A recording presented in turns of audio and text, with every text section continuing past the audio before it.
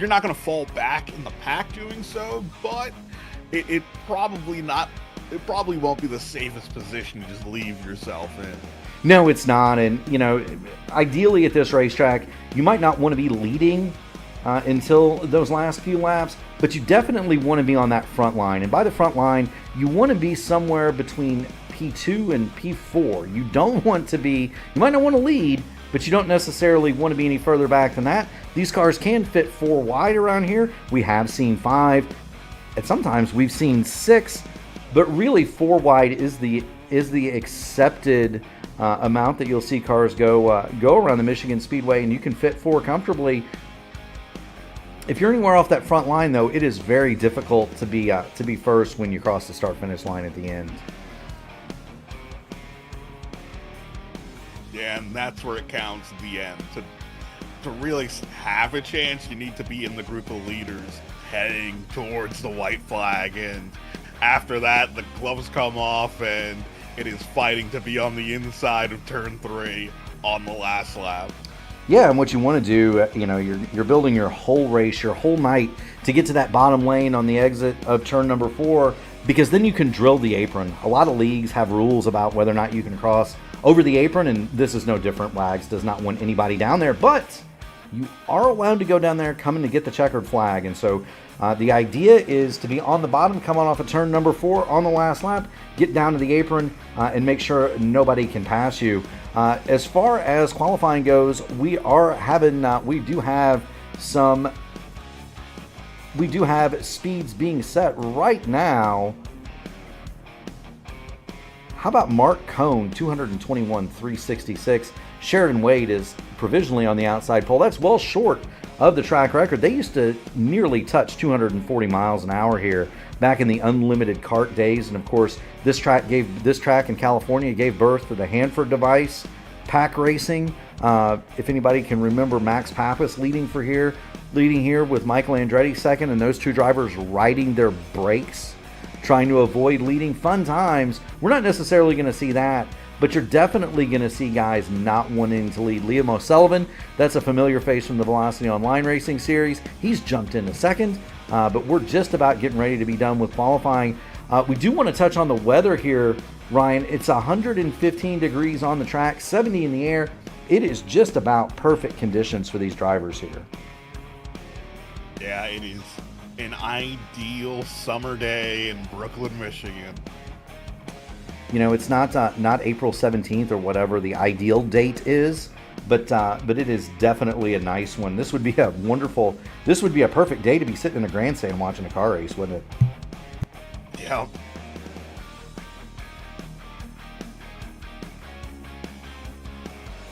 Just about winding down with the qualifications. Normally speaking, I would show our audience a lap, but at Michigan, I don't think it's necessary, Ryan. This is just flat out go for all you've got. Go for all you've got in a top speed duel, and that is the starting field here at Michigan. Starting lineup will be to you momentarily.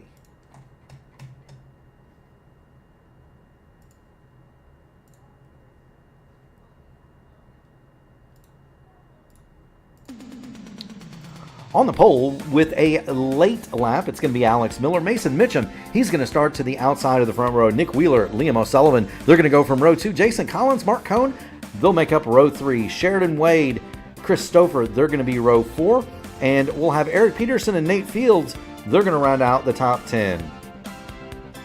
In 11th, Will Stearns, Yari Brubaker, he'll go from the outside of row 6. Hugo Gallas will go 13th from Frank Wynn in 14th. Jeff Heisong, he'll start 15th. Charles T., Jacob Wilson, Lith Fox, Montgomery Spencer, and Gary Lovern, they will round out the top 20. We do have a big field here tonight. Turner Johnson, he'll start 21st. Andrew Surak, 22nd. Glenn Elder, 23rd. Daniel Durazo is going to go 25th. Joseph Klein will be 24th. Matt Wagner will be 26th. Joseph Morales will start 27th. Shane Coker is race control tonight. He will not take part in the event. 27 cars lined up, and that's a good one, Ryan.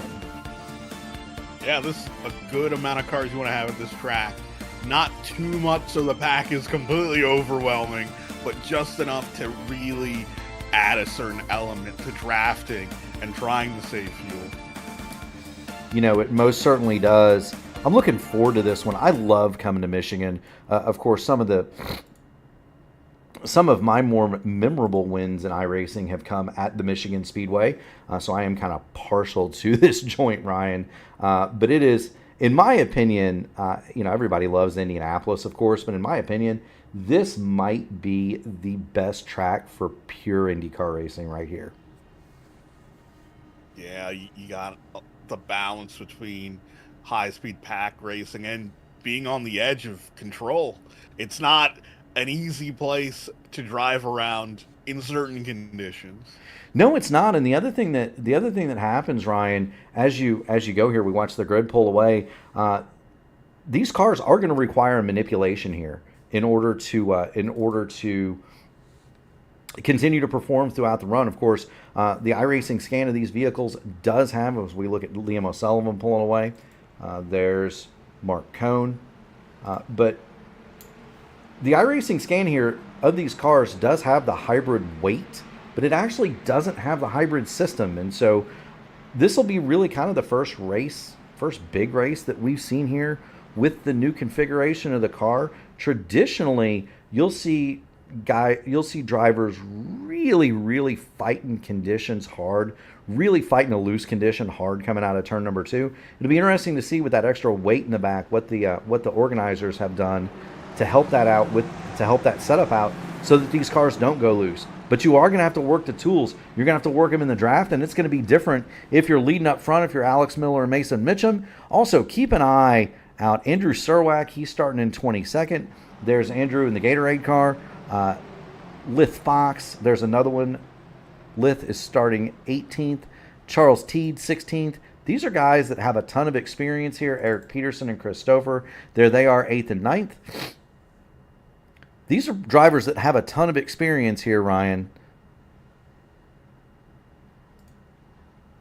As we get ready to hit the green flag, Barney has it in the air. Green flag is out. We are underway from Michigan, 115 laps in the Horizon IndyCar Series.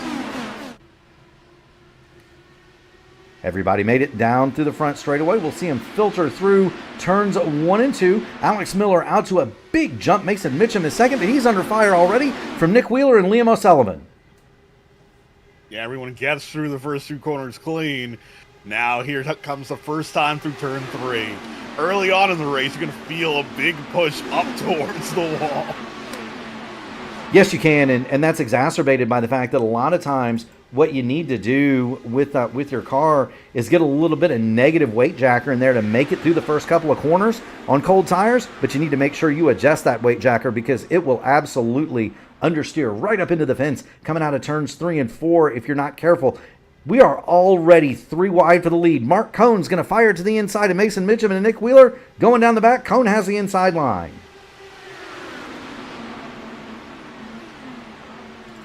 And Mark Cohn will have that lead. Nick Wheeler, he's going to drop to second.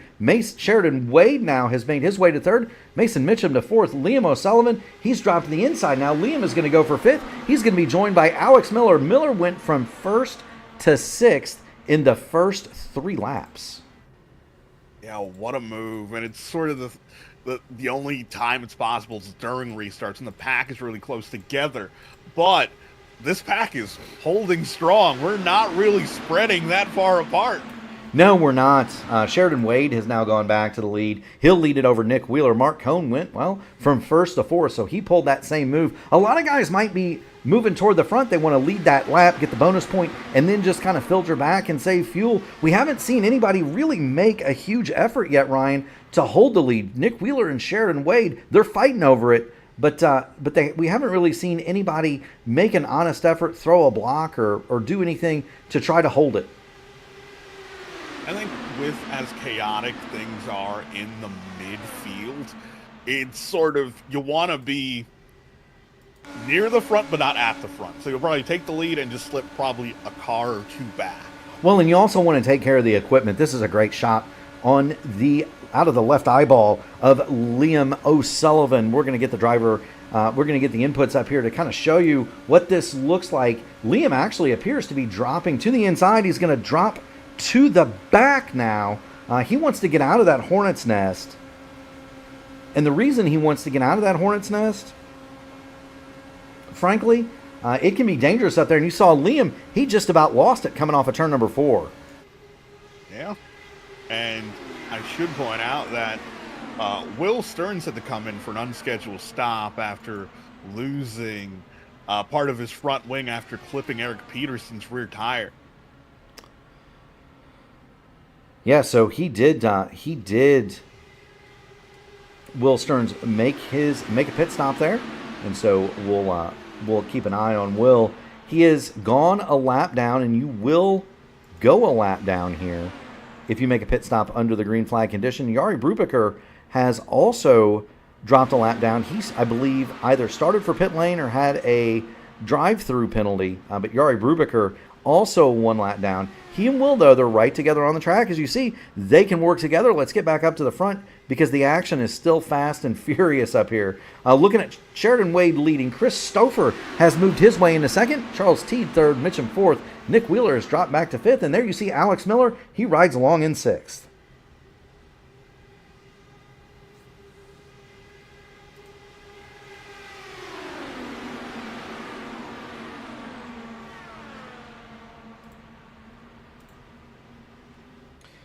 Charles Teed firing off the lead. That's a known quantity, isn't it, Ryan?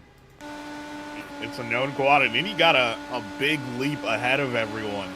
Though it does leave a lot of room for someone to just get a run on him. It does. We're going to jump on board with Matty Wagner here. We'll get on the roll hoop, and this is kind of what Matt sees right here.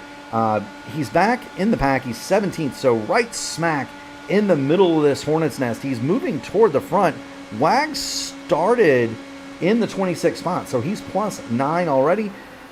There you see him, though. That's something you got to be careful of. Daniel DeCat, Durazo had to lift out of the gas. Matty Wags, he jumps out of the throttle to avoid the carnage.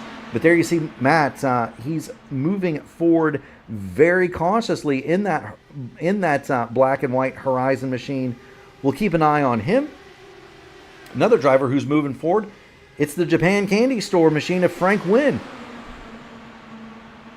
He started to come up through the field. He's up 7 spots from his starting position in 14th. So you're able to move toward the front if you so choose, aren't you, Ryan?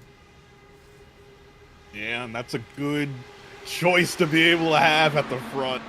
I'm pretty sure a lot of people sitting in 11th and 12th wish they had that possibility.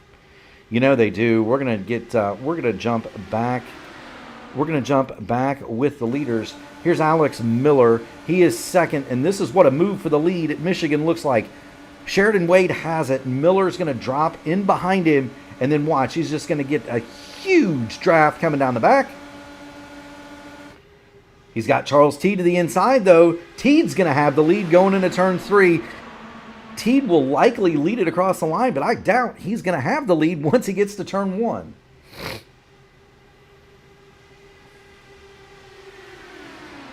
And you are correct. Because there goes Sheridan Wade back to the inside. Miller, I would have to guess, based upon just kind of the way that he's driving this, way he's playing it, he wants to be the lead guy that has the most fuel here.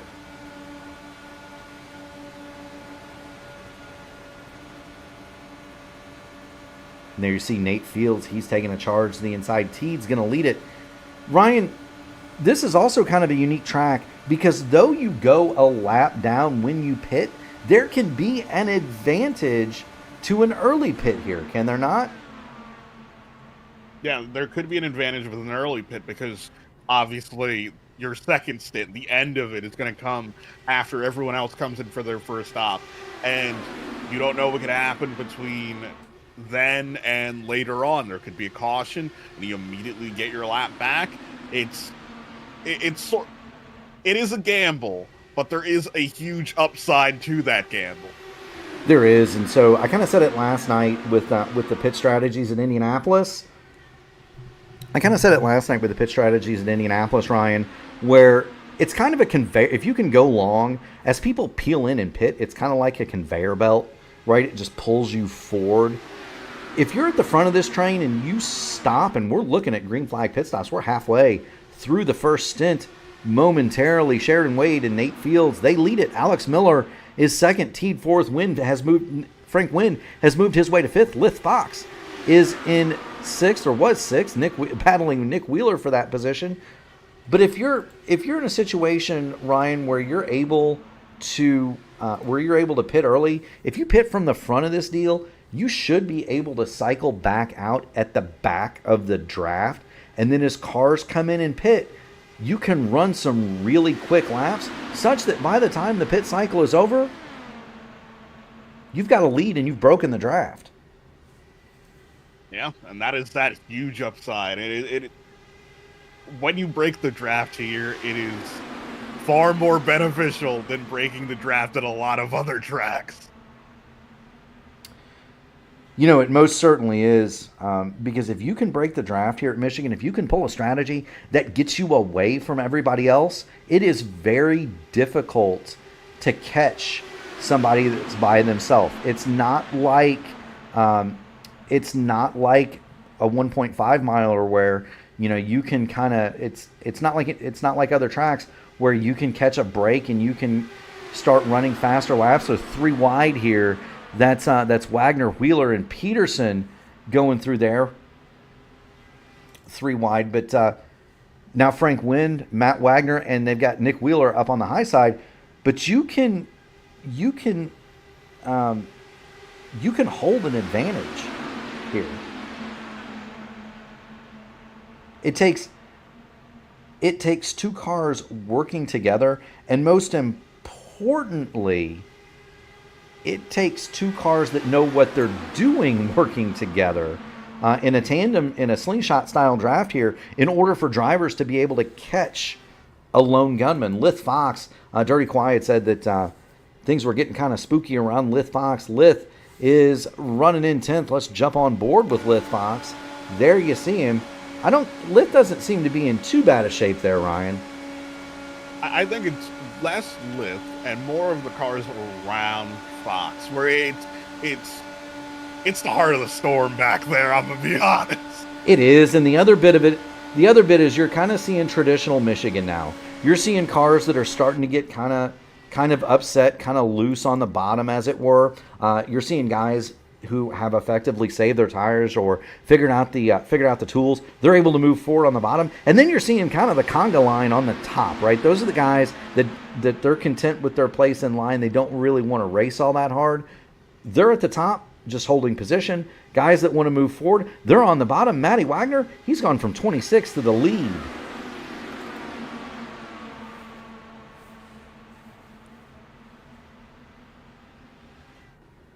Yeah, Wagner's proving that you can move your way through the pack if you're capable enough and you know how to work the tools to get your way up there.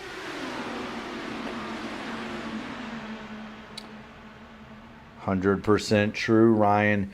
Gary Lovern has now gone to lead. Sheridan Wade second. Matty Wagner back to third.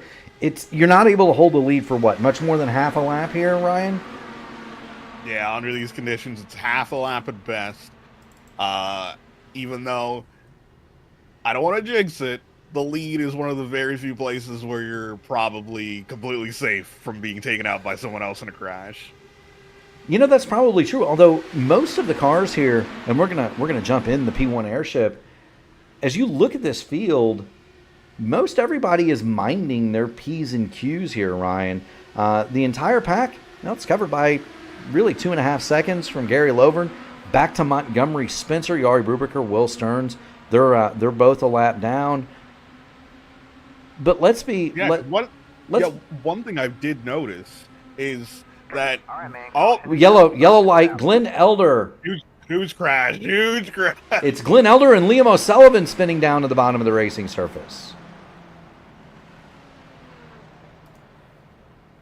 What have we got here? Ooh, that's Liam upside down. And so we're looking at Glenn Elder. He is in the 27 machine. And let's see what's happened to Glenn through turn 1. And this is kind of if I'm suspecting right, Ryan, this is kind of typical late run Michigan. We're 22 laps into a fuel run, so that's about 2/3 of the way done. Glenn Elder, he's going to go to the bottom, and that car just turns loose with him. Overheated the right rear. He saves it, and right up in front of Liam O'Sullivan, and poor Liam just nowhere to go on that racket. Yeah, it just gets launched arrow screen first into the catch fence. It is a unfortunate way to take a quick trip back to pit lane. It is indeed. Glenn Elder has already punched out. Liam O'Sullivan has towed his machine back to the pit lane. I doubt that we're going to see Liam O'Sullivan back out on the racing surface. With 23 laps down, Gary Lovern is your leader from Matt Wagner, Sheridan Raid, Chris Stouffer, and Nate Fields. I doubt that we're going to see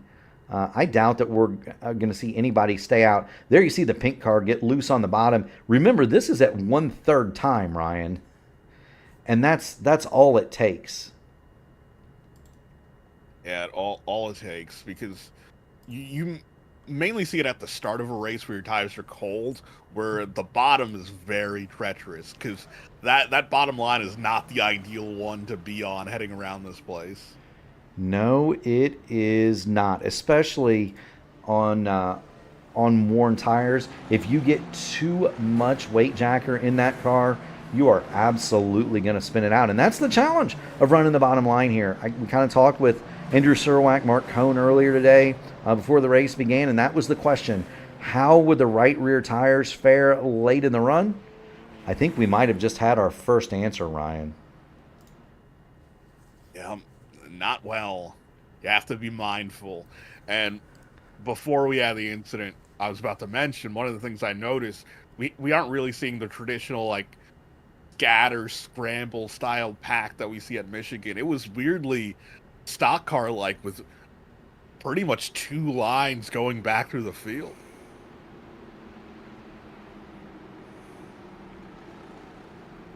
It is. There are more lines earlier in a run than late in a run. Late in the run, really, you've got a choice of the bottom of the top, and you really have to be on top of your stuff if you're going to run the bottom on the exit of 2 once you get about 20 laps on the tires. Traditionally, this setup has proven to not really be all that much different than what we would normally expect, Ryan, where it's very packy early, and then you're going to see drivers have some issues late. Will Stearns is going to take the wave around. He's going to get back onto the lead lap. Yari Brubaker has taken the lucky dog, and so Yari is back. Now, the bad news for Will is he's only going to have, Ryan, 16 or 17 laps worth of fuel unless he's on a mega save, whereas everybody else, they're going to have hopefully one more stop to the finish, although it's going to be a save and a half to get there on one stop from here. You'd have to do 45 laps in a pair of stints. Yeah.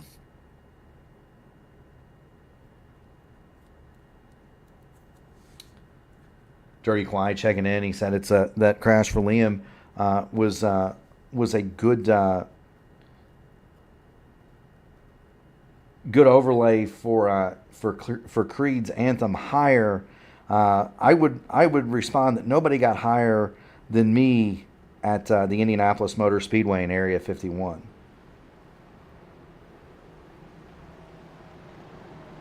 So much so that our good friend Andrew Wood, and Wood, if you're out there watching, this one's for you, buddy. We met up at the Indianapolis Motor Speedway at the 500, Ryan. Andrew took one look at me and he said, "You have to stop going. You have to stop getting airborne," was his greeting. We are getting ready to go back to green here. Here comes Gary Lovern. He's going to lead the field. Matt Wagner second. Wade third. Stouffer fourth. Fields is fifth as they barrel toward turn 1. Now, this isn't going to be as hectic for a lap because the field is going to get pretty spread out here. The real problem on a restart is everybody navigates it through turns 1 and 2. The real problem is laps 2 and 3, Ryan.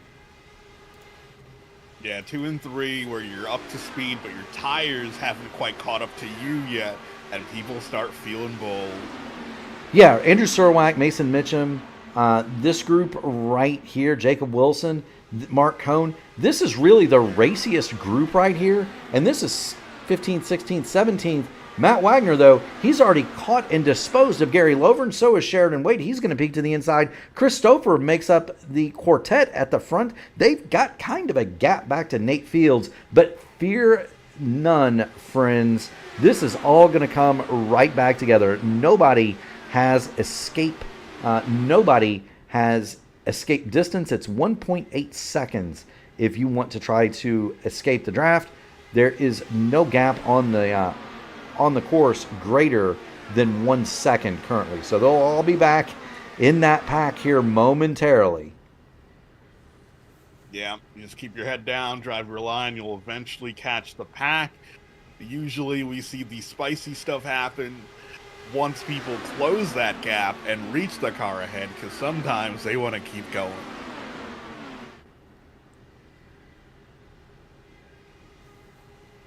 Yes, you most certainly do. Working lap 28 of 129 of 115 here in the Horizon IndyCar Series. We're doing 115 laps tonight. That is 230 miles. Everybody except for Will Stearns is going to have a bit of a predicament. They need 45 laps in 2 runs to make it on one more stop, and that's not going to be necessary. We've got a caution on the speedway. That is Jason Collins, broken and headed toward the inside wall on the backstretch.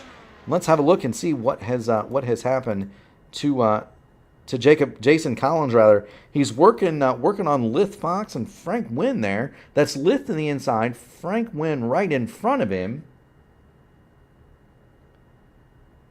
And what have we got? It's Jason Collins on the top. He's coming down. Lith Fox he's drifting up the track, but there's nothing really that wild there, is there, Ryan? No, just exited a bit too high, clipped the wall, and lost control. Yeah, they both kind of did. Lith Fox looked like he got into the wall too. I don't believe those 2 cars ever touched. We're gonna go back. Let's go back and get the roll bar view. I don't believe that either one of those cars touched, Ryan. No. And so we're going to have a look at that. The other bit is that even though they've only been out for 6 laps, this is a huge break from Will Stearns because now he gets to come in and get some gas. The other bit, he gets to come in and change tires, get some gas. The other bit is we need to have a look and see who is going to pit and who is not. Charles Teed, Eric Peterson, Frank Wynn, Lith Fox, they're coming down pit road. They did not touch. So there we go. Jason Collins is going to tow to the pit lane. He's going to need to get his fast repair.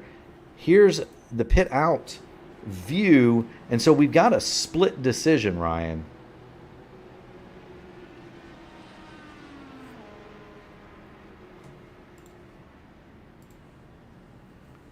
We'll get the stint time up on the screen.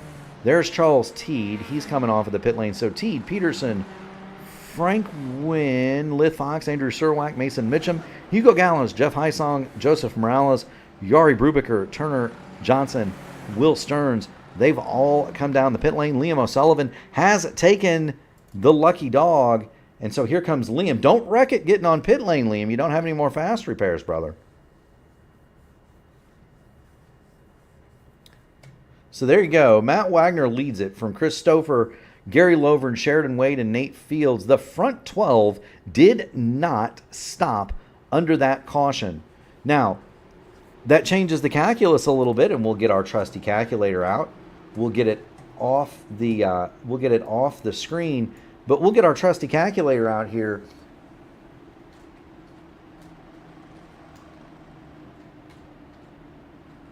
Now these guys need to do from here the drivers that just stopped 41.5 laps, so 1 run of 42, 1 run of 41. That is entirely doable, Ryan, with the draft here, especially since some of these laps are going to be under caution.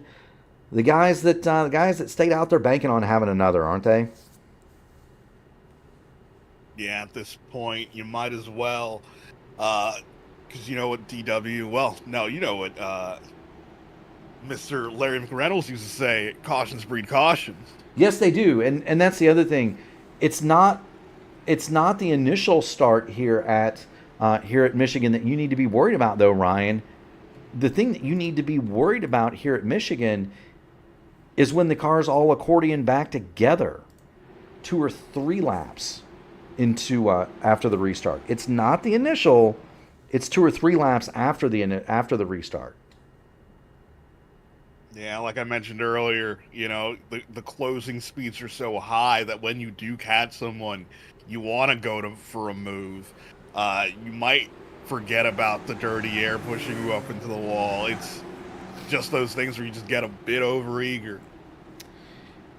It does indeed. Matty Wagner is going to lead him back toward the start-finish line. The lights are out on the pace car. Stouffer, Lovren, Wade, and Fields are your top 5. Do want to thank everybody that's involved tonight. We've got a great chat going.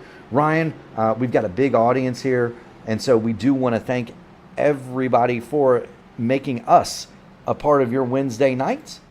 Some familiar faces I see. Dirty Quai, Anna the Deer are in here. Nige Camargo. So do want to thank everybody for tuning us in. Barney's got the green flag. Racing has resumed here at Michigan. Down toward turn number 1 they go. And you see that draft. Mark Cohn, he's making a move to the inside of Daniel the Cat Durazo. And Cohn's going to make that stick. Everybody safely through turns 1 and 2. And that's the trouble point, right, on the restart. That's where you want to have the weight jacker turn down a little bit.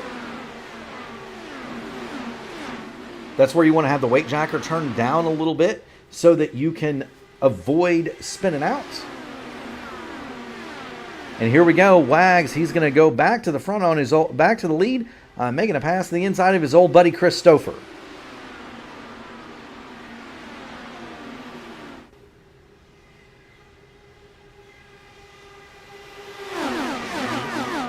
Start swapping the position. And might that be something that those two guys may be doing intentionally? Matty Wagner, Chris Stouffer, they know each other very well. They race against each other several nights a week. Stouffer, one of the most experienced drivers in this field, along with Wagner. They're not teammates, right? That's Team Tracks versus 4D Racewear. But sometimes your friends are where you find them, and if that's a guy you can trust, it wouldn't surprise me to see them operate that slingshot, Ryan. No, I think one person we need to keep our eye out on in this scenario is the guy sitting third, Gary Lovren. He just gets all the benefit without any of the work. He does, and there's Gary, and you can hear him off the throttle, audibly off the throttle, saving fuel. Wags and Stouffer are not. Gary Lovren, though, you can hear it, Ryan. You can hear him babying that thing, and you can see the cars behind him. They're not really in a big hurry to pass anybody. Mark Cohn is coming toward the front. You see Cohn, he's going to drop to the bottom of Alex Miller. Now he'll go to the bottom. He's going to get to Sheridan Wade here in a moment. I would expect him to go past our camera car there, Gary Lovren. There's Cohn. But Cohn isn't saving anything. He's coming to the front. Yeah, he's racing for it. Yeah, and he knows it's going to be a very difficult save anyway. Might as well stand on it. Do want to point out that Stouffer, Wagner, and Cohn are all in the same Discord together, along with Andrew Surwack and Joseph Morales, and so that crew could be working this together, and that is something that does play into these races, Ryan. Teammates. Oh, without a doubt, especially at places like this where you need to not only have people to work with, but you need to have eyes throughout the field. You do need to have eyes throughout the field. You need somebody to work with. You need somebody to bounce things off of. The thing with me here is when you get long green flag runs in this car at this track or California, for example, it's not like Indianapolis where you have to be all the way on top of all your stuff all the time. This can get in a pack like this when you're saving fuel. It's kind of like a penny poker game. It is boring and tense all at the same time as you see Gary Lovren get wiggly coming off of turn number 2. We've got some worry about Lith Fox, and there's Lith riding along in 16th. We'll jump on board with the Fox. Doesn't appear that Lith is really working all that hard. The wheel appears to be straight on that 47 machine. I'd just be willing to bet a shiny new dime that him and Frank win. They're sitting there saving some gas. They know what the score is. They're gonna plan on it being clean and green to the end, and they're gonna plan on making it as we see the bluey machine of Jeff Hysong peak to the bottom.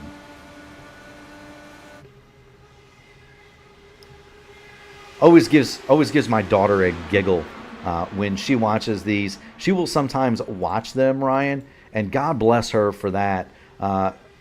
But you have to give a shout out to Jeff Hysong. There he is in the bluey car. It says "Oh Biscuits" on the side of it. Now, isn't that fun, Ryan? Yep. There it is. He's riding along in 17th. He's got Will Stearns behind him. The front 18 are in pretty close contact. Do want to kind of point out that Liam O'Sullivan is a lap down. Jason Collins is 2. So if there's another caution here, this man right here, Liam O'Sullivan, after having been in the catch fence and upside down earlier, he'll have the opportunity to get back on the lead lap. And it kind of looks like he's just content to maybe ride there and take that advantage. If you're Liam, you kind of want to stay away from everybody on your own lap there. Yeah, if you're a lap down, it's in your best interest to just save yourself. Your position in the pack isn't really important. Self-preservation is far more pertinent.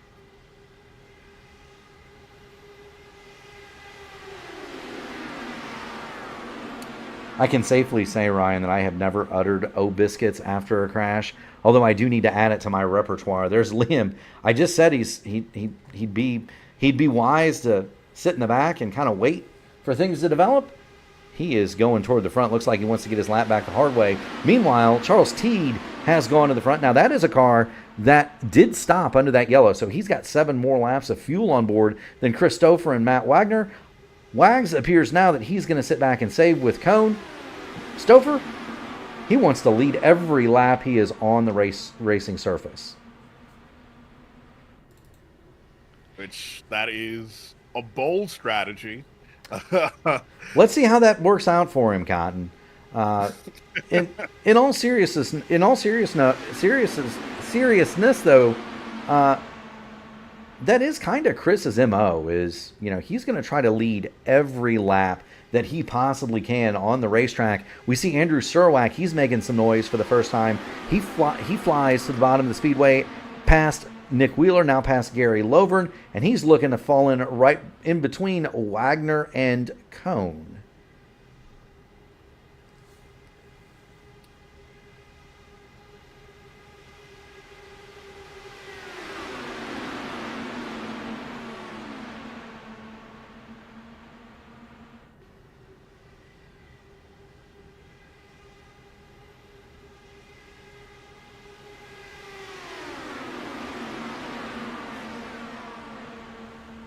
Watching the battle here for third, Chris Stouffer's taking the lead from Charles Teed. Stouffer is leading the race. Teed is working with him. They're pulling the swap. Now, Surwack, he's going to drop the inside of Wagner. He looks like he might want a piece of that. Meanwhile, Eric Peterson, who recently won his first Dark Horse DW12 race after 9 years of trying, Ryan. That's the highlighter yellow and Marlboro or dark maroon red machine. To the bottom goes Joseph Klein. And how about Joseph Klein? He's wheeling his car up toward the front as well. Haven't seen much of Joseph up at the front. I guess he sees the opportunity to put himself at the front of this ride. Maybe he's thinking about, what happened last stint, how further along we go, people start getting a little edgy with the wearing tires. Most certainly do. Dirty Quiet says he couldn't imagine doing this as a European without a nap. We do have, this is not exclusively an American field. You do have Euros in here. Liam O'Sullivan, for example, Jari Brubaker from the other side of the pond. I don't believe we have any other drivers from outside of the Americas, though. So those might be the only two. But definitely there is a European, Liam O'Sullivan. And we're starting to get kind of busy at the front, Ryan. Yeah. Surwack just made a massive move. Klein's going to get put 3 wide by Jacob Wilson. And that's the danger spot right there, is in the middle, coming off of turn number 4 or turn number 2. You kind of get ping-ponging back and forth. You can't really judge where you need to be. And that can definitely be difficult. Here's a spooky shot for you. Here's on a Nick Wheeler's left eyeball.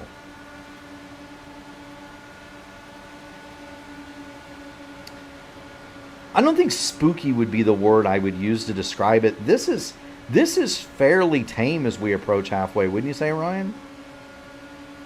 I would say it's tame in an ominous sort of way. Literally the calm before the storm. Like you and I know it's coming, brother. We've been here enough to know that it's just a matter of time before the parts and pieces start to fly. But for right now, everybody in this field has been pretty well behaved. We've had a couple of single car incidents. One car tapped the wall, another just spun out on old tires.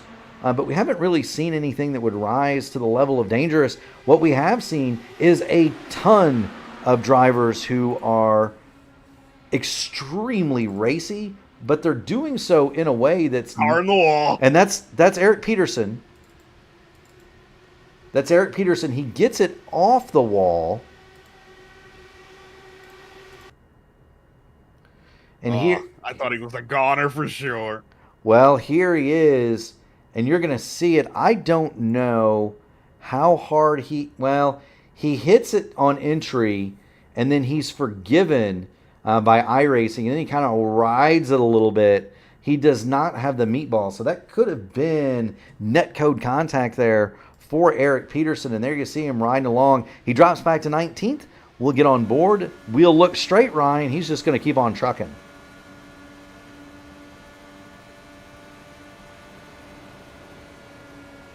It is a wild thing, though, to look out his front, look out his windshield, look out the aero screen, and see those cars 2x2, 3x2, 2x3 in places. And you're thinking, man, I sure hope they don't touch wheels, right? Oh, it is a lot of sweating.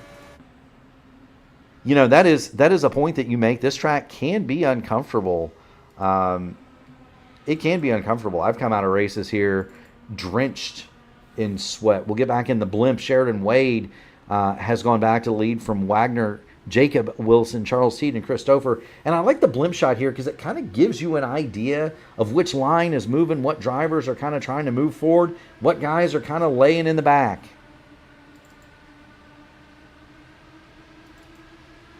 It's also hard to judge where to keep the camera. So appreciate everybody's patience. But there we go. Wagner shoots out to the lead.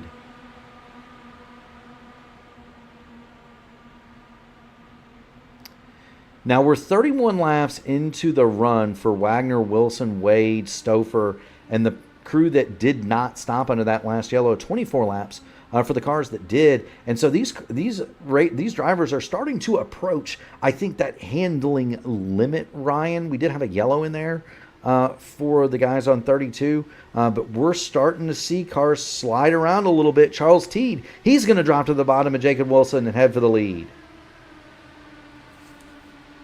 And now's not the time to get antsy. We're almost halfway. We are almost to halfway. And here's the other bit. You're almost halfway, but you've got green flag stops coming up. Wilson, Wagner, Miller, Wade, Fields, that Stouffer, Wheeler, those guys, Joseph Klein, need to start thinking about how am I going to get myself onto pit lane. Because you need to be on the inside. You're going to have to signal the other drivers, of course, Ryan. But that pit stop is going to be crucial as to whether or not whether or not you win this race. So you need to get up to the front, and you need to get to the bottom here, and you're going to have to do it in fairly short order.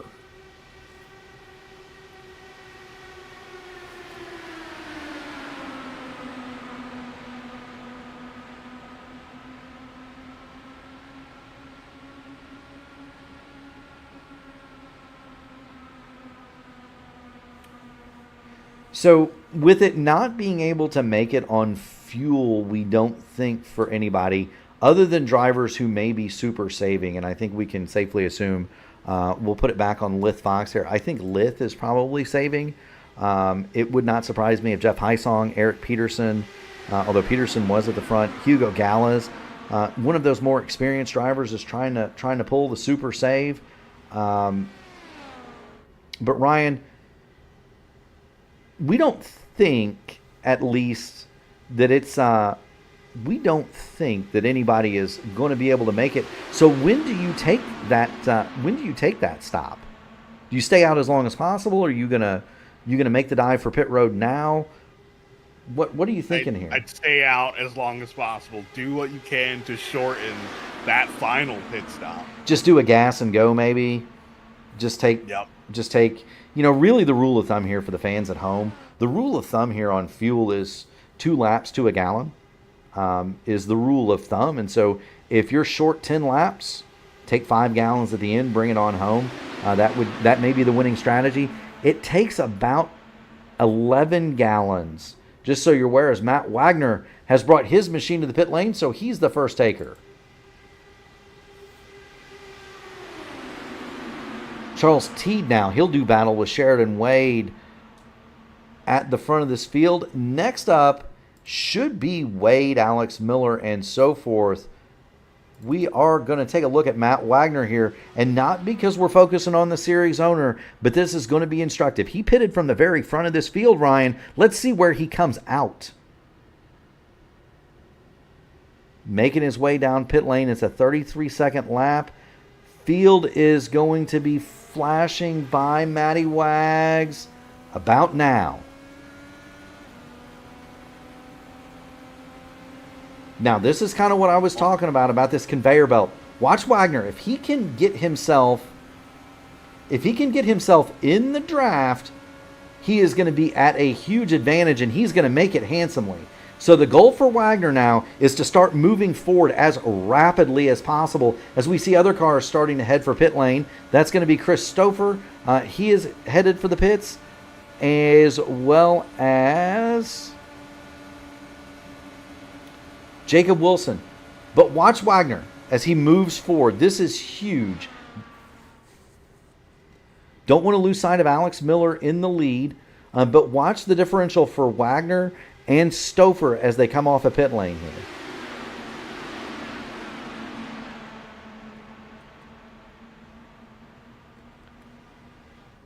There's Wagner. We've got cars toward the bottom that are missing pit lane. That appeared to be either Nate Fields or it was Nate Fields. He missed pit lane.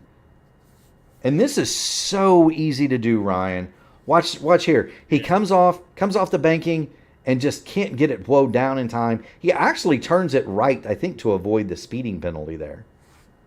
Yeah, and goes over the grass and loses pretty much all speed. Yes, he does.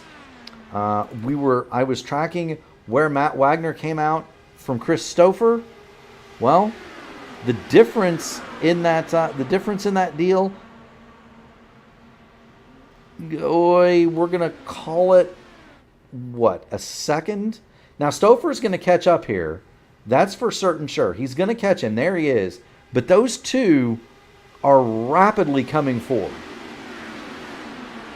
Teed now leads it. Let's see about the next group that was on pit road as more cars file in. That is Teed, Alex Miller, Sheridan Wade, Mark Cohn, Gary Lovern.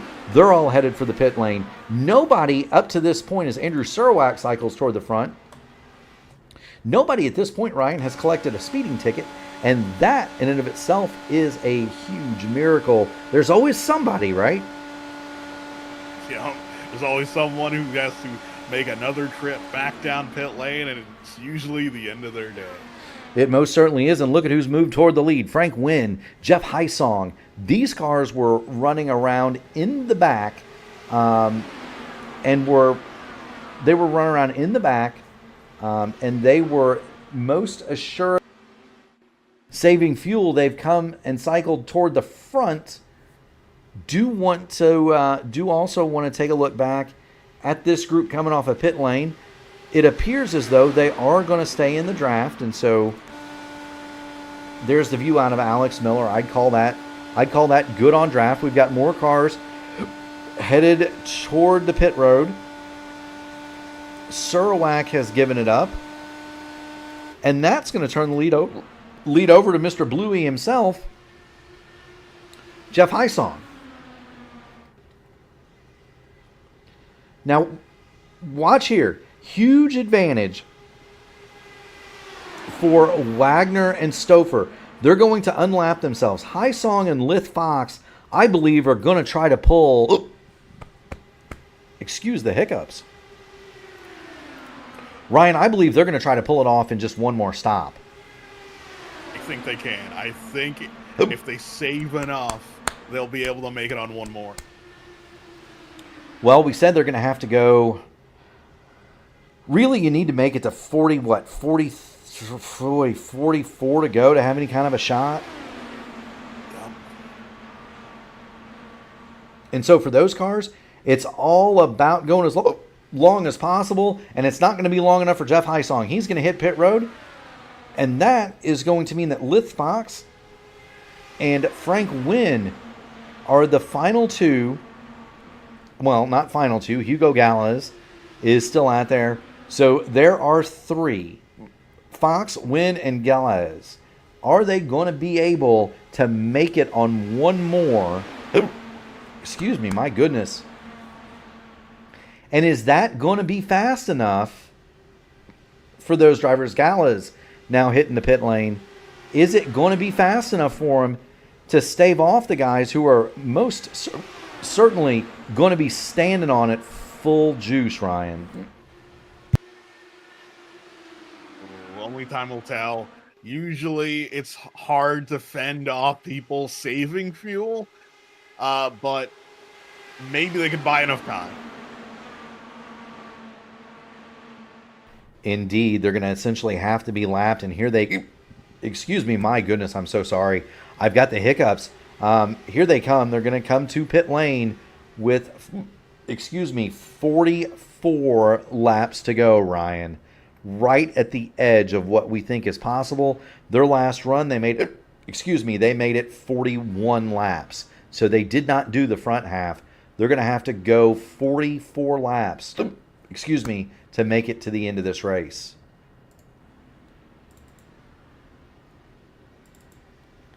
It's going to be an aggressive save. Maybe a caution or two could buy them a bit of respite just to eke out a little bit more.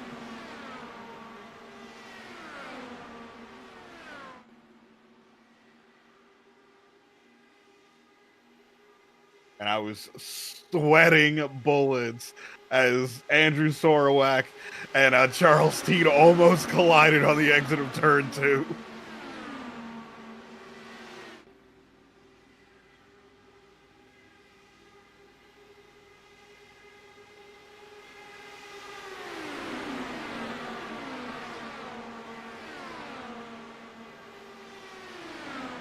Yes, they did. We're back looking at the front of this field. So by virtue of their short pit, Wagner and Stouffer back to the lead. Charles Teed has made it up into that group, as has Andrew Surawak.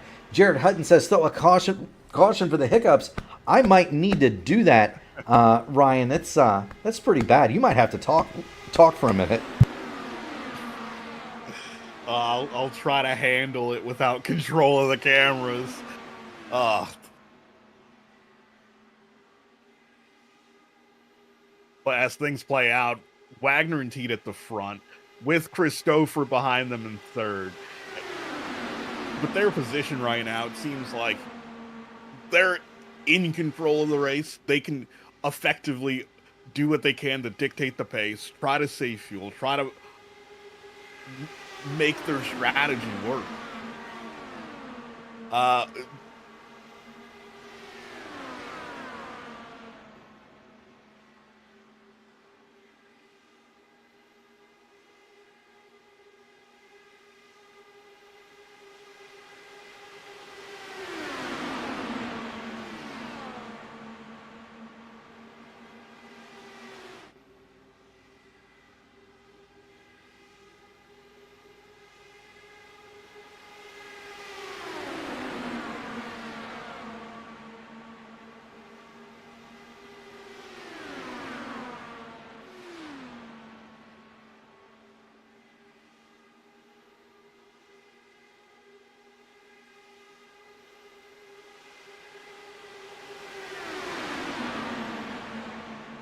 and yeah, Teed makes a move for the lead with.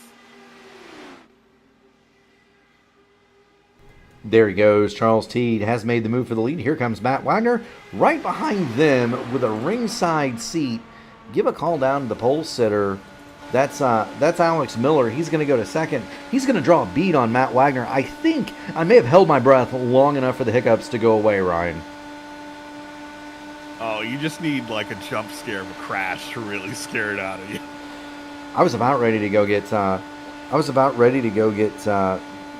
Break into my supply of heartburn medicine, the fizzy stuff. You know what I'm talking about? The sodium bicarbonate. Yeah. That can solve some hiccups in a hurry. I'm not ready to call down to the wife. Bring me some water and some fizzy stuff.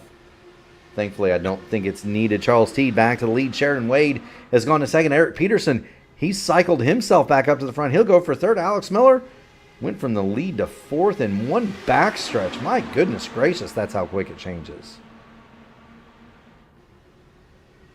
Yeah, things are moving fast at the front. It doesn't seem like things aren't too aggressive quite yet. People are sticking their elbows out for the lead, but no one's really pushing back. No, they weren't, and Alex Miller has blinked out of the server. Alex Miller having connection issues, and that's just, I mean, it's unfortunate. It's a mechanical, and there it is. That is the first time we've seen somebody defend for the lead. Eric Peterson through the block at Joseph Klein. Klein is going to go past, and now that's two teammates there. That's Peterson and Teed from the Dark Horse Series. But Alex Miller, yes, we have lost Alex Miller. Dirty Quai is reporting in, and that is unfortunate. Alex Miller had been doing such a wonderful job at the front of this field, Ryan. A mechanical failure. Has he been disconnected from the server? Yep. Dropped due to download packet loss. That is definitely unfortunate for Alex. Let's hope that he can get reconnected, get back into the server, and get himself going again, at least to salvage some kind of finish, because we're not done. You see Gary Lovern there in the back. He was moving around quite a bit on Daniel the Cat Durazo there. It's going to start getting kind of chippy as guys start to get themselves into position for this final run. You see Liam O'Sullivan, he's working his way toward the front. He wants his lap back.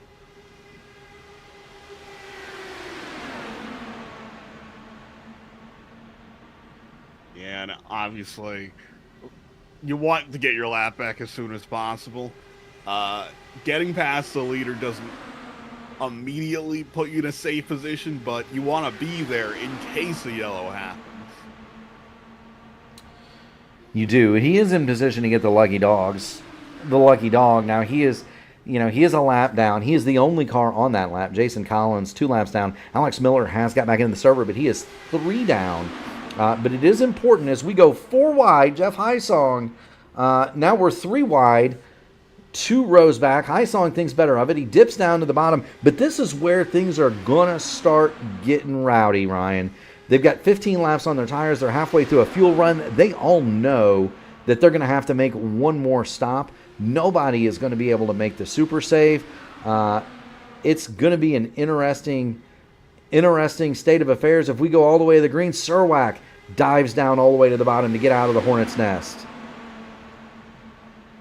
Briefly 4 wide.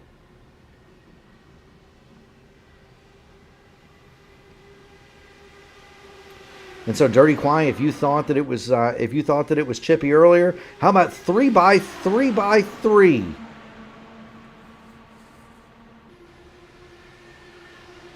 And this is, watch Liam O'Sullivan here. He is giving you a master class in how you move up in the draft. Just pick a hole, fill a hole. It's kind of like the tractor.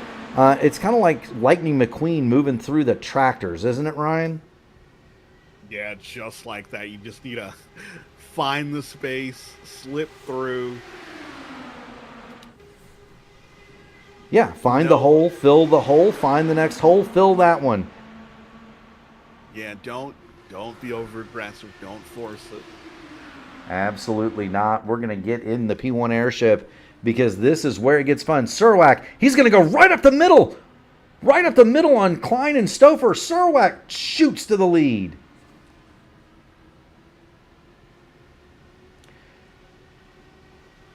Still 2x2. Nobody willing to make it 3 wide. Stouffer, he's going to peek out from behind Surwack. Now remember, those drivers are working together. They are in the same Discord. Peterson and Teed, as well as Jeff Hysong. That is a trio that's in the same Discord. Joseph Klein is kind of the odd man out without a teammate, and he's going to pull right in front of Sheridan Wade, and that can be dangerous. There was a ton of closing speed there. So now the question becomes, how late do you make your final stop? Is it the same situation, Ryan, as we get into the final laps here? Stay out as long as you can? Me, I'm going the moment a stop gets me to the end. Gas only, or would you take tires here? You have to take tires. You have to. Do you think there's going to be anybody that does gas only? Is there somebody that's going to gamble like Lithfox or Frank Wynn, right? Guys, Hugo Galaz, guys that went long on that last stint. They might be able to come in and they may only need 2 or 3 gallons to finish the race.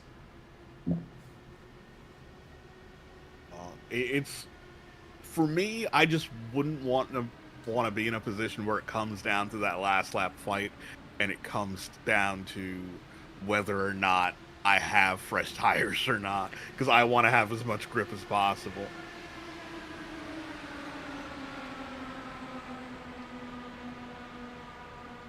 That's a good that's a great point. What are the tools that you're going to need to be in that fight at the end? We've got a car coming off a pit lane. That appears to be Montgomery Spencer there. Jacob Wilson, Mason Mitchum, Mark Cohn, they have all made their pit stops. And so really the land rush has begun. Mark Cohn would be the first one that I would think of as a contender, but Cohn's lost the draft, Ryan. Yeah, that is not ideal. It is going to be hard to come back from that, especially at this point in the race. Yeah, it most certainly is. Here's Mark Cohn. He's running along. He's by himself. He's a lap down.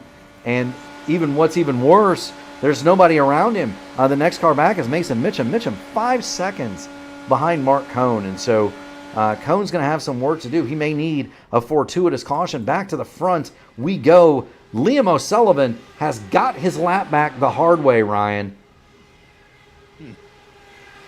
And they are now 3x3 behind him. And that was just about teammate on teammate violence. Hysong almost slid up into Teed. Now Liam is definitely going to drive aggressively to stay there. Yeah, that's the problem being a lap car. Once you get past the leader, you have to stay there until a caution comes out. And you know who his biggest fan is right now? Mark Cohn. Because if a caution flies right now, Liam is on the lead lap. Cohn gets the lucky dog. He's right back in the fight. Liam O'Sullivan is hard at work trying to keep the lead, but what that's also doing is it's really kind of keeping other drivers from having a run at Charles Teed. He's kind of got a built-in pick. Yeah, and that is very useful because it is very hard to pass 2 cars in a line. It is very difficult. It's also very difficult to make a pass for the lead up in that third groove. You can make it happen from lane 2. And if you want to think about what the lanes, you want to kind of think about what the lanes are as we watch the front of this pack. If you want to think about what the lanes are, look at the seams. And so there are 1, 2, 3, 4, 5 defined lanes around this racetrack. You can make a move from lane 2. It is very difficult to pass the leader from lanes 3, 4, or 5 right up against the wall. Very difficult indeed. Liam O'Sullivan has his lap back. And then you've got a hornet's nest behind him. Now Joseph Klein, he's going to try to put the man a lap down. We'll see if that can happen. Joseph Morales has now come down and made his final stop. 22 laps to go, and things are starting to get kind of wild. There is also a second group that has formed. Cone, and we'll cut to it. Cone, Mitchum, Jacob Wilson. Well, not Cone, but there is a group that has formed here. So Mason Mitchum, that's Will Stearns. Frank Wynn is in that crew. You've got Yari Brubaker there, Alex Miller. So these kind of 6 cars, they're all at least a lap down, but they are together at least on the racetrack. They are well behind the lead pack though. And that lead pack continues to be wild, Ryan.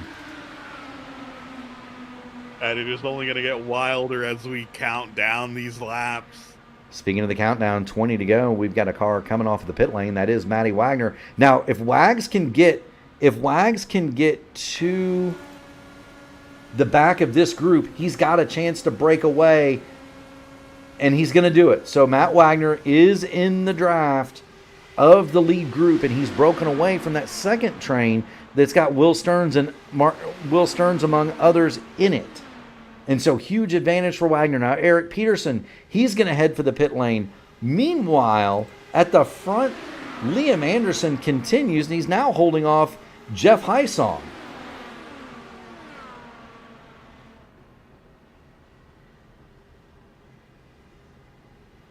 I'm wondering how long O'Sullivan can keep this up. Well, he's got to be cooking his tires. There goes Chris Stouffer to the bottom. He's gonna put Liam up on the top groove. Hysong. Well, then Stouffer comes to pit lane. So he slingshots to the lead, then comes to the pit lane. Now Jeff Hysong, he's going to go to the bottom. It's Chris Stouffer. Black flag, too fast, entering pit lane. The veteran with a costly mistake at the end. Peterson coming off a pit lane. Let's see if he can make it into this lead draft. It appears as though he'll do so handsomely, Ryan. It pulls up to the back of the line like he's merging onto a highway. That's the way you got to do it. More cars coming on the pit lane. We've got Joseph Klein, Daniel the Cat, Durazo. They're headed for their final stops.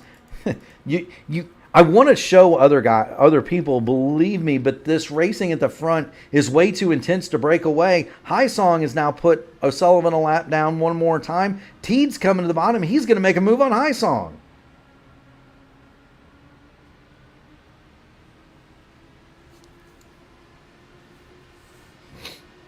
And immediately pulls in the pit lane as well. Yeah, and that seems to be the move. Slingshot the leader, and then absolutely make a mad dash for the pit lane. Andrew Surwack, too fast, entering pit lane. The Michigan State Police busy with the radar guns down there, and they've nabbed yet another, and that'll be a 40-second hold, costly for Andrew Surwack. If you want to know how costly, that drops Chris Stouffer 2 laps down. Here comes the Bluey machine of Jeff Hysong. He is going to be really close. He made it. So Hysong makes it. Gary Lovern is going to go back to the lead. Now here's the other bit about teammates. Gary Lovern, that's a team car to Liam O'Sullivan. You saw Lovern. He may have lifted to do his buddy a favor there. Yes, especially in these closing laps, you need your friends closer than your enemies. You do in the two Velocity Online racing machines. They're going to head to pit lane. That's going to give the lead over to Sheridan Wade. Wagner has got his lap back the hard way, as has Charles Teed. He's looking for it. Hyson coming off a pit lane. Peterson wants it. All of these cars are vying, Ryan, to be the front car when it comes time to talk turkey, and we're getting close to that time. Oh, car into the wall at the pit entry.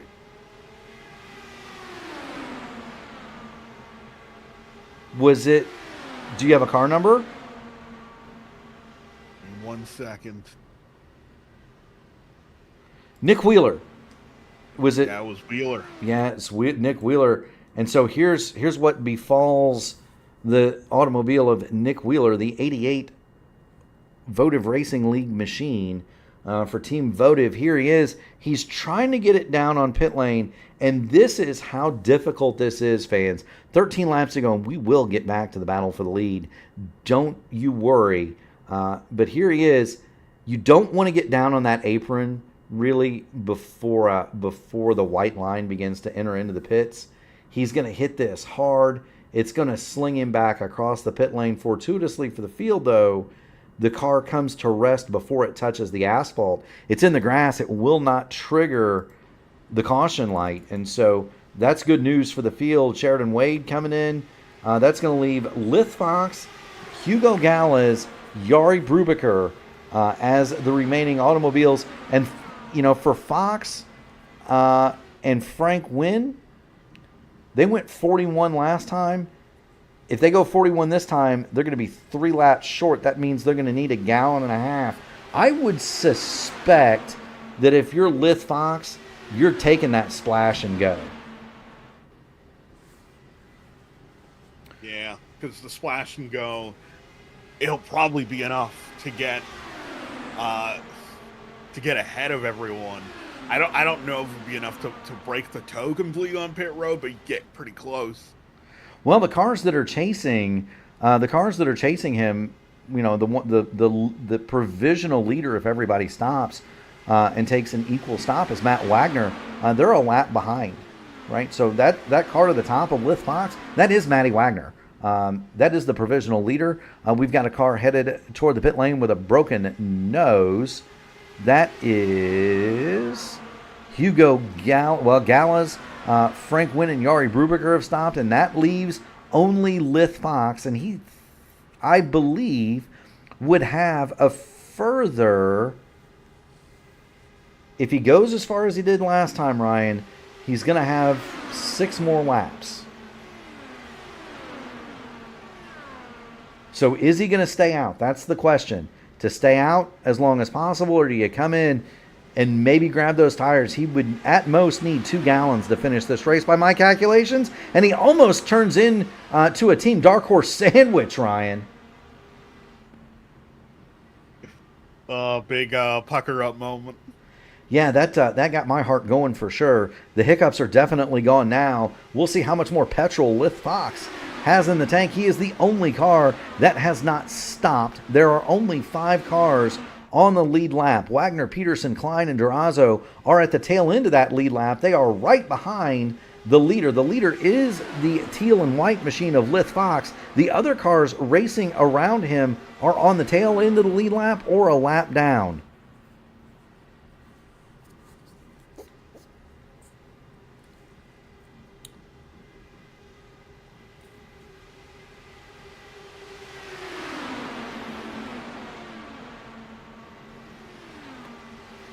Seven to go, coming to get 6 to go. I wonder if we can glean anything from Lith Fox's onboard as to how much he's saving or not. That's a pretty decent lift there, Ryan, going into turn 1. Our source in the chat says the battery Fox has got some charge, but it's going to be tight. We've got an accident. Caution is on the speedway, And Lith Fox is going to come out of this one smelling like an absolute rose. Charles Teed broken. And that was a huge mess. And that happened directly to Lith's right. Let's see what we can see here. There's Teed. He's racing to the outside of the leader.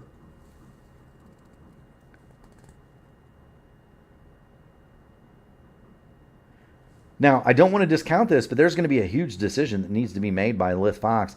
He's only going to have a couple of laps to go. Joseph Klein touched the back of Eric Peterson, lost the front wing, came up. There he gets into Charles Teed.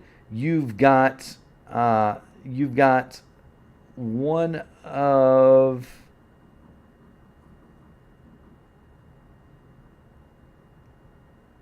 Yeah, it's like... the Fields machines. That's Sheridan Wade. Say, like, it wasn't a clear block from Eric Peterson, but there was definitely a slight move over that made that gap go away really fast. There could have been. Now, Lith Fox is going to come in and take, he's at least going to take tires and maybe a splash of gas. And so we'll follow that story. That is a free stop for him, essentially. He's going to come out. Daniel Durazo is going to have the lead. Peterson stopping. Wagner is on pit road. The remainder of those lead lap cars, except for Daniel the Cat, did come in, change the tires, and so on. You are going to have a mad scramble for drivers who are going to take the wave round. That's going to be positions 6th through 14th are going to get waved around. Wade, Fields, Stouffer, Wilson, O'Sullivan, Surowac, they are all trapped 1 lap down. Wheeler, Miller, Collins are 2 laps down. Teed, Klein, Spencer, and Elder all out of the race. And we're going to get, what, a 2-lap shootout here, Ryan? Yep, 2-lap shootout. Those are never fun in IndyCar.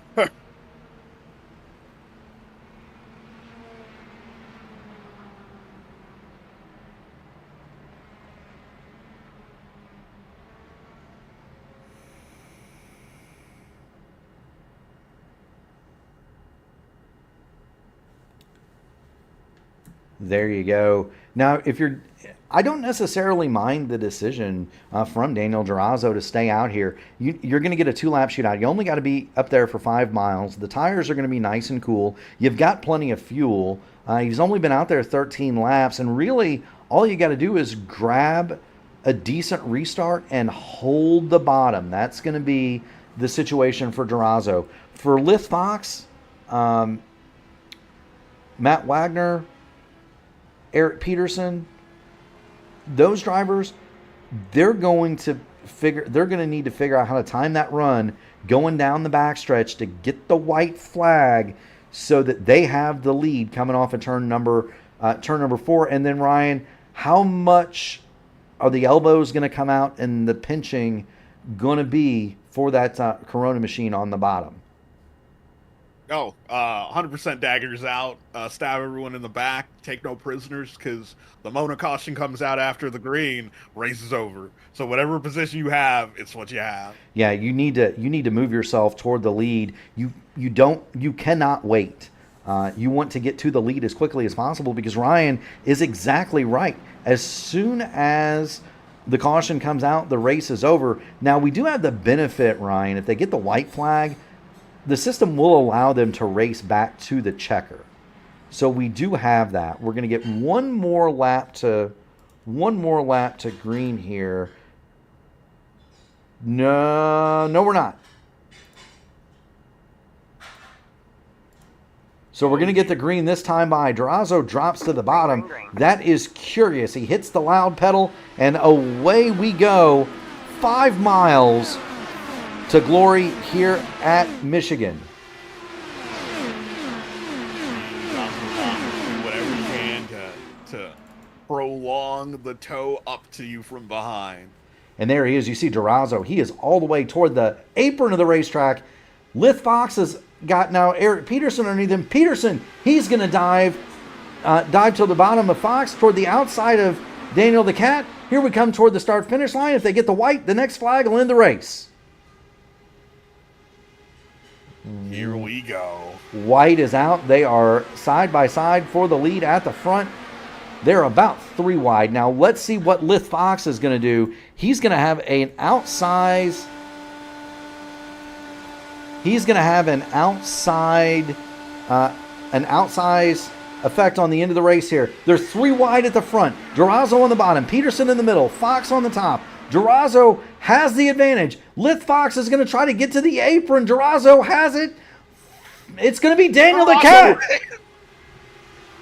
What? Lith Fox almost attempted to go through the grass. Didn't quite make it. Durazo, Peterson, and Lith Fox are your final podium. What a wild race that was, and congratulations to Daniel Durazo. That's huge, huge for that man right there. Strategy call played out. Yes, it did. There he is. You couldn't be happier for a nicer guy than Daniel the Cat. I've run with him several times in different scenarios. It's good to see him get a televised win. You see Matty Wagner comes to congratulate tonight's winner. That would be Dan the Cat Durazo.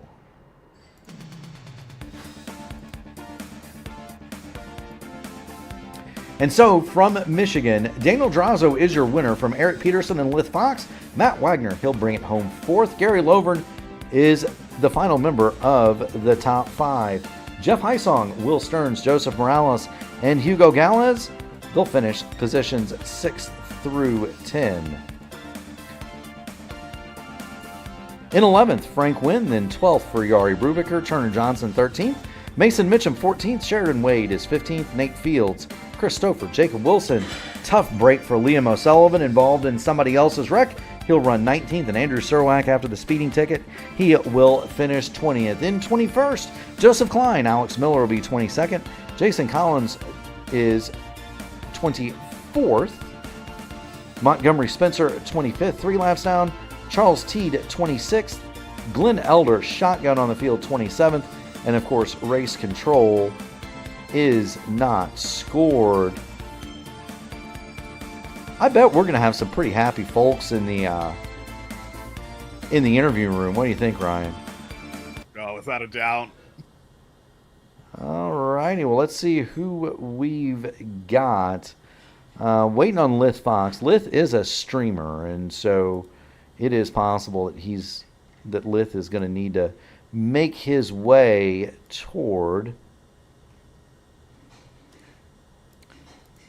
the interview room. We'll give Lith Fox just a few moments.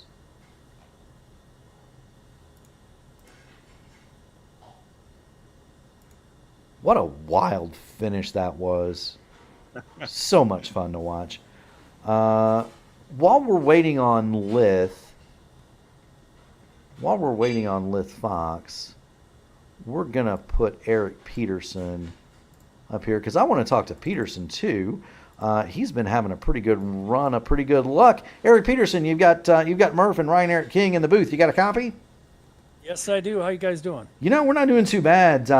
You've been having a pretty good run, a pretty good luck lately. You won the other night in your own league. You run second tonight. Talk to us about the run and the strategy call at the end. Take tires, no tires. What were you guys all thinking? Well, we were just, I was just biding my time, really, trying to stay up front but not getting too far back. And then I got a 2X and kind of hit the wall there and kind of backed up to the end. And then when we came in for that pit stop under yellow, I was able to get back in the mix. But yeah, it was a good run. It was a great set. I mean, it was a lot of fun. I love these pack races. It's so much fun, so much more fun than a strung out hot track conga line. That really for an hour and 10 minutes or 20 minutes, however long we were going, just constant concentration of just at people all around you, which is just a blast. It most certainly can be. I actually kind of said that. If you get one of those hot conga line races where you're doing nothing but saving fuel and riding the high line, it actually is. It's kind of like a low stakes poker game where it's boring and intense all at the same time. So, right, yeah, definitely share that sentiment. Ryan, what do you have for the middle step of the podium tonight? Oh, and you mentioned cars being all around you. Usually at the end, things get pretty tense, and you were slightly involved in that last incident. Lucky enough not to get collected by that initial contact. Yep, exactly. I saw, I don't know if there was a little bit of checkup or if he just came with such a big run and didn't expect that big of a run. But then as soon as he hit me, and it wasn't a small tap, but it wasn't a large tap. I felt it definitely. But then I looked in my rearview mirror, and then he took Charlie out, my teammate. So I don't think he had a wing, and so he had a hard time turning. But yeah, that was just unfortunate for Charlie that he got, messed up in that, because we were all poised to, just buying our time to get to the front. And then during that yellow, I was lucky enough to come into the pits in third with all those lap down cars and still come out in third with fresh tires. Because I didn't take any tires on that last stop at like 100. I think I pit on lap 95 or 96, and I didn't take tires. So I was just hoping that we could make it to the end on those old tires, but it ended up working out. So that was a lot of fun. It worked out indeed, and we could tell you were going fast and having fun, buddy. Friends, family, sponsors, shout-outs. The floor is yours, but not my floor. Right. It's Godso's floor. Not your floor. Remember. Well, of course. Yeah. You guys in the booth always do a great job. It's always fun to go back and watch the broadcast. And thank you to P1 and you two for putting on this race, and of course Matt for the Horizon League. It's certainly a fun league, and it just added on a night where I didn't have anything else going on, so that worked out perfect. And of course Charlie and Jeff Isong and Charlie Teed, my teammates. We have so much fun in the Discord and going back and forth on strategies and what to do and stuff like that. And then I have a question about that real quick. So, yeah. Does Hisong speak in Bluey as he drives? That would be great if he did, because half the time we don't understand him anyway. Maybe we might understand him this time. Yeah. So I need to hear a bollocks. No, it's a lot of fun in our Discord. Yeah, it's probably not for public airways, but it's a lot of fun. So you've been in a Discord with me and Wagner before, right? Oh yeah, it gets a little crazy.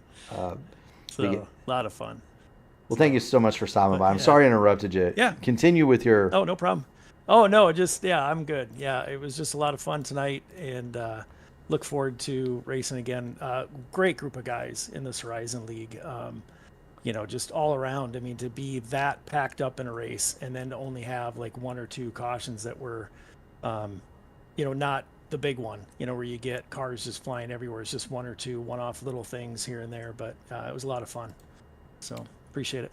Yes, indeed. Well, we certainly had fun calling it for you guys. Keep going fast, having fun, Eric. We'll see you. All right. What? We got Dark Horse Sunday night? Yes, we do. We're going to be Kentucky, I think. Yeah, you're going to have some. You're going to have some tired drivers in there. A lot of us are running 24 hours of Spa, so yay! I thought you meant tired because we're all old. Well, that too. Well, you might be old. I got my very first senior discount at the Indy 500 museum. I didn't know whether to be happy or sad. I was like excited to save the money, but still realizing that I can get a senior discount, which was crazy. I'm not quite there yet. So there you go. But that's Eric Peterson. He runs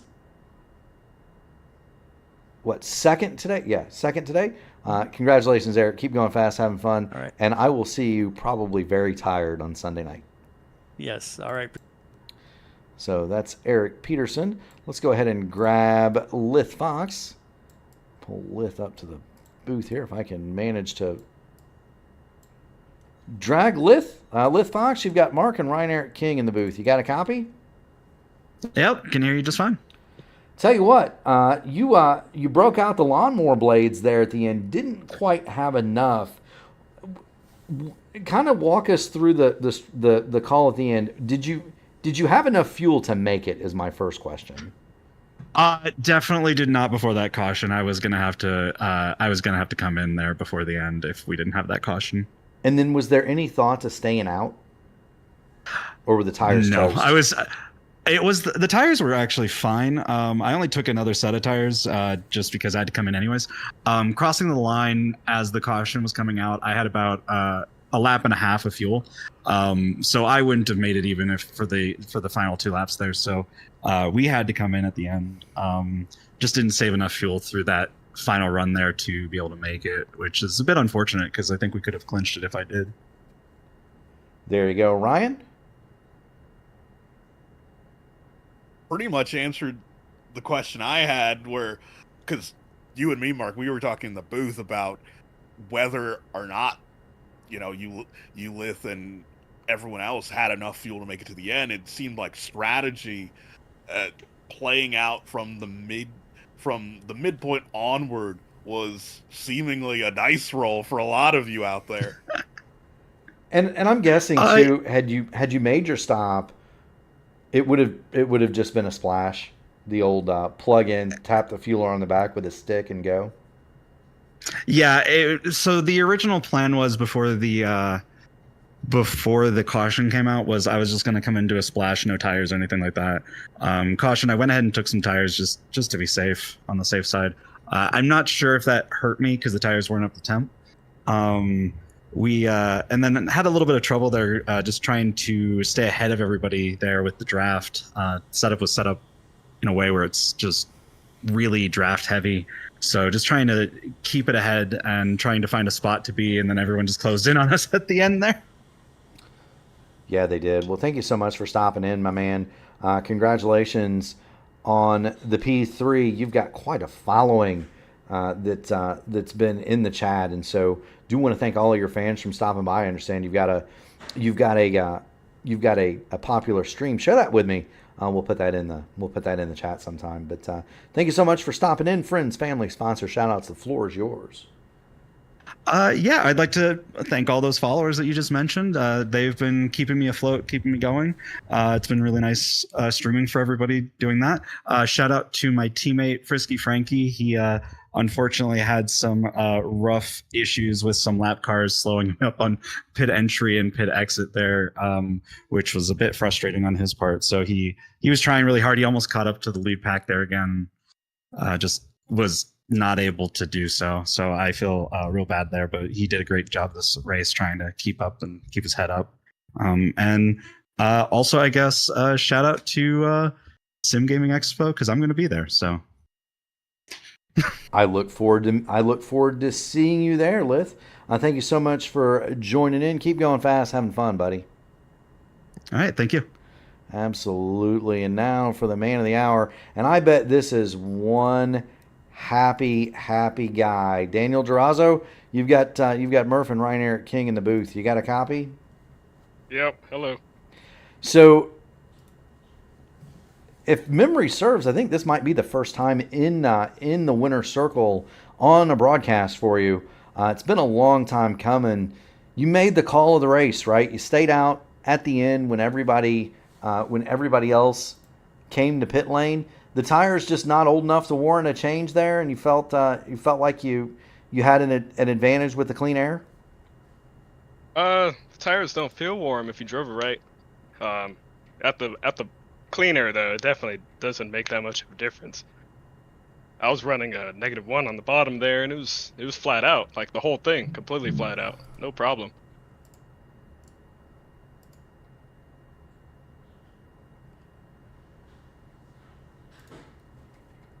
Hello? Ryan? Yeah, so Daniel, what was your mindset? Because you weren't one of the small group of drivers that was trying to be at the front the entire race distance, but you really made your way up to the front at the end of the race and put yourself in the position to just ride the bottom and be in that prime position for the win. Yeah. For the main reason I do this, it just gets kind of boring in the front. So I like to feel save a little bit, save my tire, just do anything else, because when you run the front, you're under pressure so often, and you just kind of get tired of it, and then you lose focus or whatever. But for me, like I usually like riding, top 10. Just wait for the moment to strike, because anybody could take the lead and lap, 70 at 115, and not be the winner as we saw today.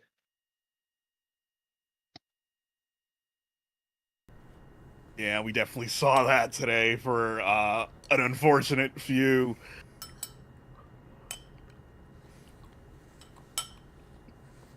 Definitely difficult to hold the lead for sure, and you're absolutely right. And it's one of those where it doesn't really matter who's leading at what point. It just matters that you're up front when it counts, and all that really matters is who leads the last lap. And since you led that last lap, first of all, welcome to Victory Lane, buddy. It's well overdue. The second bit is the mic is yours. Friends, family, sponsors, shout outs. Knock yourself out, my man. Yeah, I'd like to shout out my team, Track Rocket, and our allies, Rogue Racing. They helped me out a lot. Definitely having my teammates in here, Matt Wagner and Jason E. Collins. Great teammates. I literally couldn't do that without them. You know, we're all working together, handing each other tips. So putting yourself into a position where your team's able to help you out so much is really useful. Yeah, shout out the Corona car too. You know, my livery. Not sponsored, but I like the car. Hey, who doesn't like a cold Corona, right? Get out of here. Go have one. Enjoy it, my man. Keep going fast and having fun, all right? I'm 17, but yeah, all right. Yeah. In 4 more years, have one. All right. Thanks, guys. Yep. Yes, sir. That is Daniel the Cat Drazo. He is the winner tonight. And Ryan, man, that was a fun race to behold. It definitely had the twist at the end with Drazo staying out. But what was cool about it was he tried the novel strategy, made it work, and we've got ourselves a first-time winner. Yeah, and that's one of the things I, really love about these super speedway races where, yes, it does take a certain level of skill to be at the front and consistently win, but, it throws that curveball, allows others to get a chance if they play their cards right. Most certainly does. As you see on the screen, this is week number 2, and we do have a full slate coming at you. Next week, we're going to be at one of my personal favorite tracks, the oblong, oddly shaped Kentucky Speedway, and then we're going to take a week off, round out the month of July with a short track egg at Gateway. And so definitely looking forward to those. The month of August 13th, we'll go to Auto Club and we'll do this all over again. That'll be an absolute blast. We'll end the month of August at New Hampshire, Pocono, Kansas, Road America, Phoenix, Chicagoland, Iowa, and Indianapolis are all upcoming. Speaking of things upcoming, do want to wish everybody in iRacing that's going to be doing the 24 hours of Spa this weekend the absolute best of luck.